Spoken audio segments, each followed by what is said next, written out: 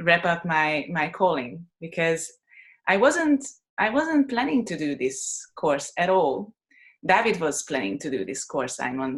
He was dedicated to do it, and I was just curious about who he's gonna spend so much time with, and some of that time is gonna be off our time together. So, and the accident part was I accidentally booked a meeting with Daniel,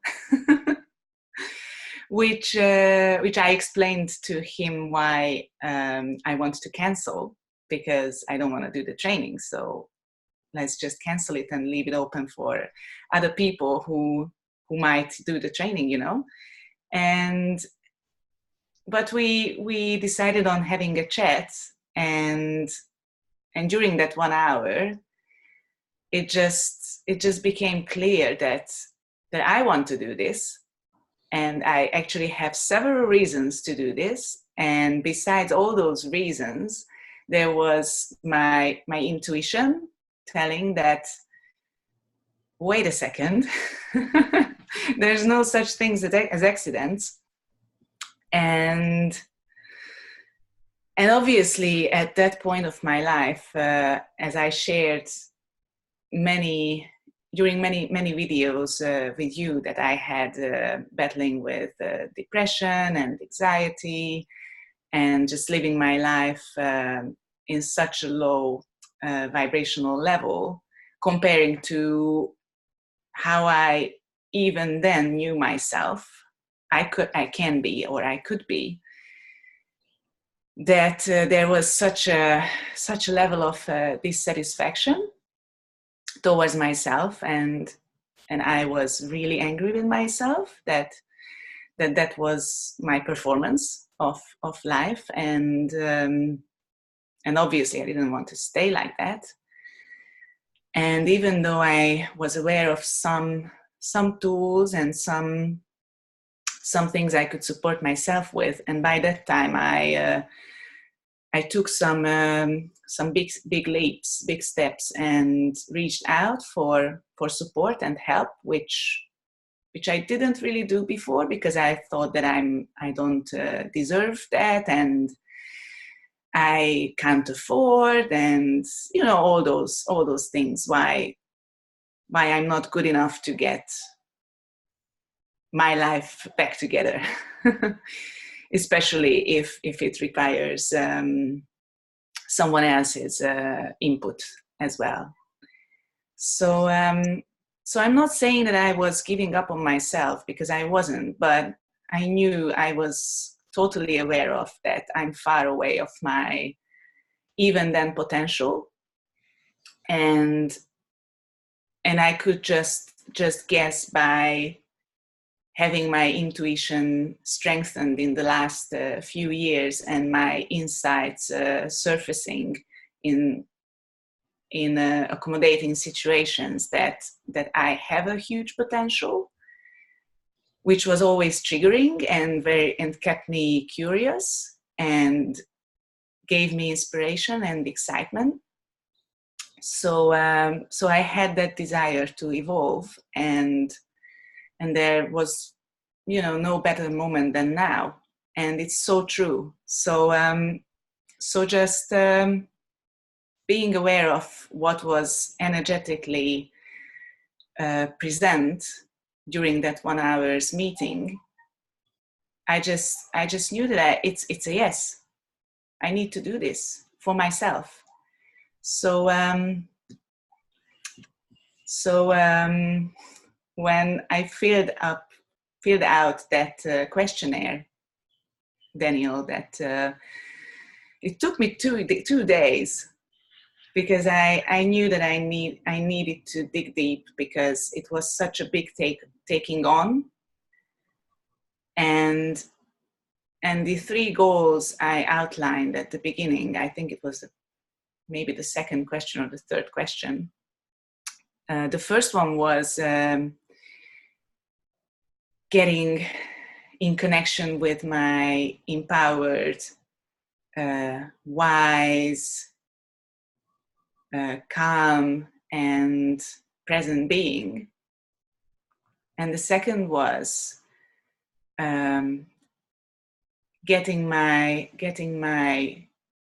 creative life in line with that. And for me, it works through my art and my body care at the moment. I know that there's a lot more to it.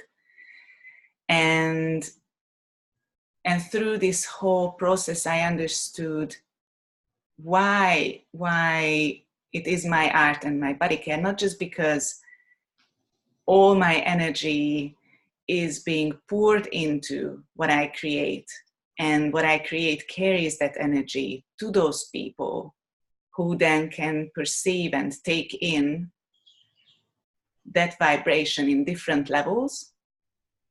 So that's a deep connection actually to anyone who gets in touch with what I create. And that's such a deep understanding that made me realize why my creation is purposeful. And the third one, which I'm on a journey in the past 5 years with David, is motherhood, stepping into motherhood, but and on that level that I would want my mother to be present. So and I'm saying that not in a perfectionist way or anything, not at all.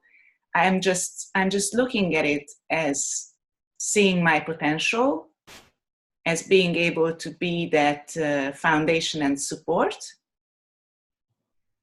And as I was walking on that path, there was always something, a realization, a situation, when I just had to tap into that.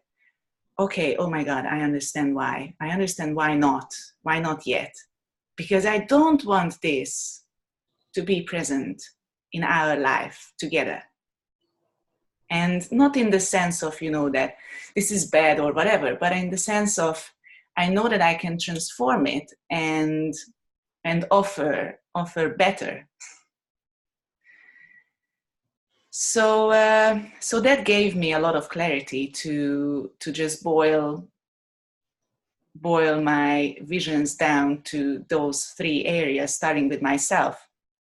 And as you, Hallie and Nikki both said, that the challenge, the opponent was first ourselves. Obviously, it was my first opponent, myself, because I can't get around myself. I'm here all the time, so I can't hide. I can't do anything really.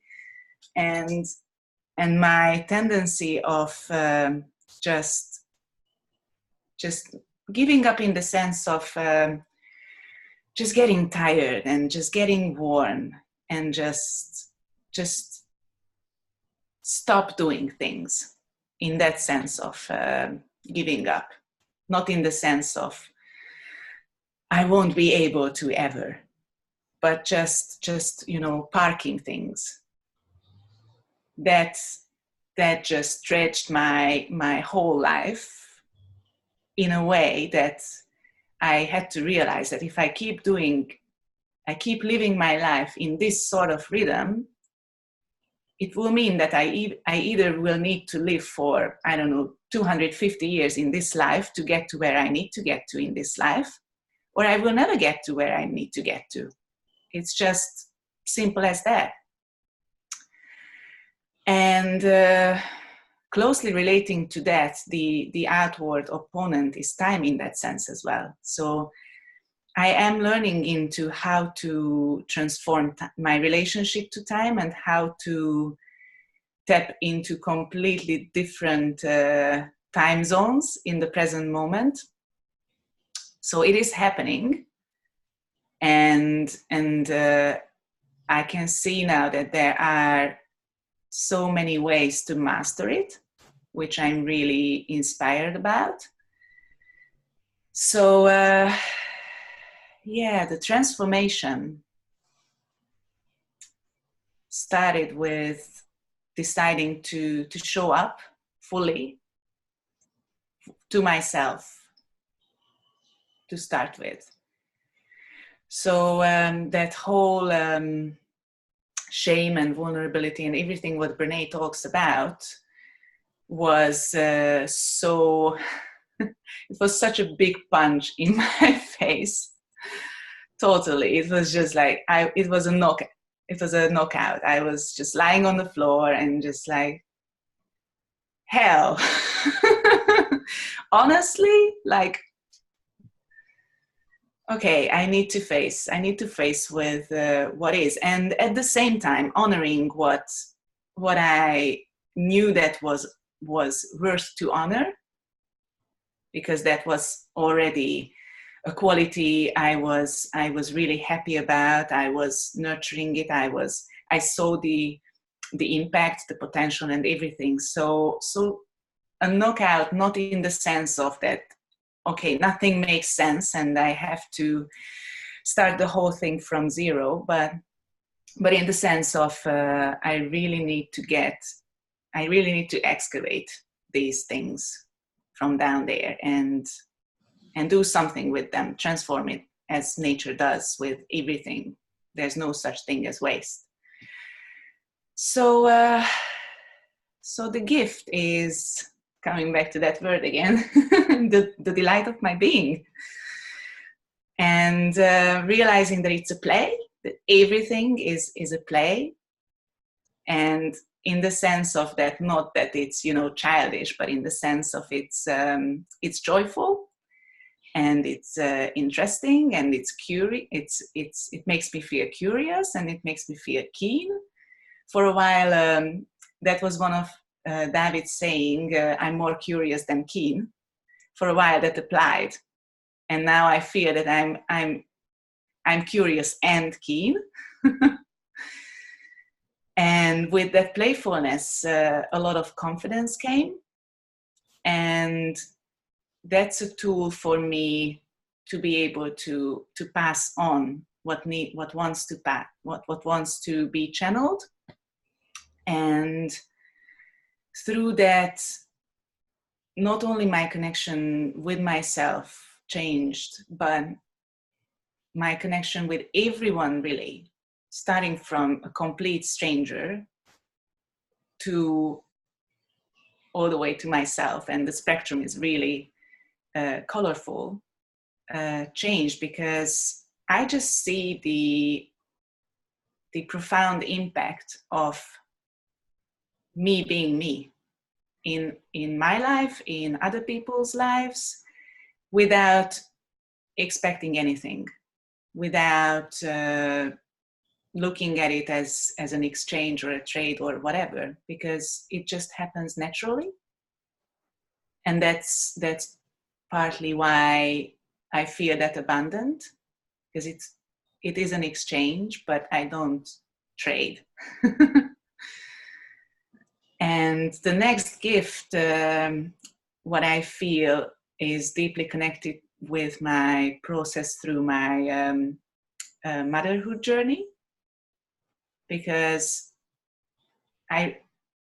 as I'm aware of what is happening when I'm connected with someone and we are just talking, more and more often those qualities or insights are wanting to come to the surface, which are connected to womanhood in general. So and this is also something which is similar to my relationship to art, something I always did. So therefore I took it, as natural. Yes, yeah, I'm just drawing. It's the same. I'm just having all this knowledge and wisdom and insights and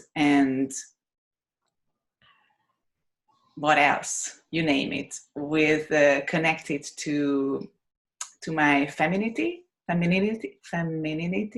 whatever, you understand, and womanhood, and our connection to this